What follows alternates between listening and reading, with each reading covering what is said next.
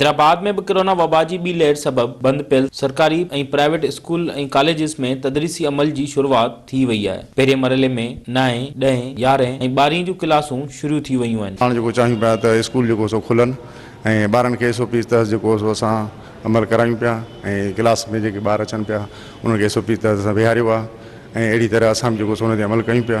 ॾाढी ख़ुशी थी आहे ऐं जो गवर्नमेंट ऑफ सिंध ऐं गवर्नमेंट ऑफ पाकिस्तान स्कूल खोलण जो सिलसिलो शुरू करे छॾियो आहे ऐं सुबुह खां काफ़ी ॿार जेके से आया आहिनि ऐं आउं तव्हांजे तवसल सां खे गुज़ारिश कंदुसि त महिरबानी करे पंहिंजे ॿारनि खे जेको सो पाबंदीअ सां स्कूल में मोकिलिन।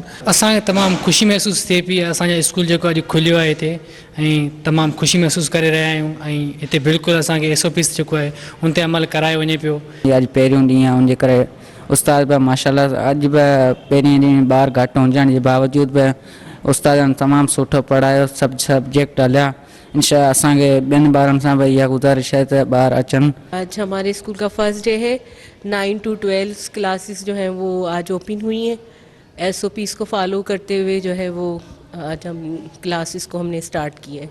हमारे स्कूल खुल गए हैं, हमें बहुत अच्छा लग रहा है और पढ़ाई का भी बहुत हर्ज हुआ पहले, और टीचर्स जैसे बता रहे हैं हम लोग वैसे कर रहे हैं। SOPs का ख्याल रख रहे हैं यहाँ पर, और जो है हैंड सैनिटाइजर वगैरह मास्क वगैरह सब लगा रहे हैं। स्कूल इंसामिया तरफा SOPs जो ख़ासि ख्याल रखंदे स्कूल में दाख़िले जे वक़्तु टेम्परेचर चेक कयो पियो वञे। कैमरामैन शाहिद सां गॾु फेरोज़ बोबर, सिंध TV न्यूज़, हैदराबाद।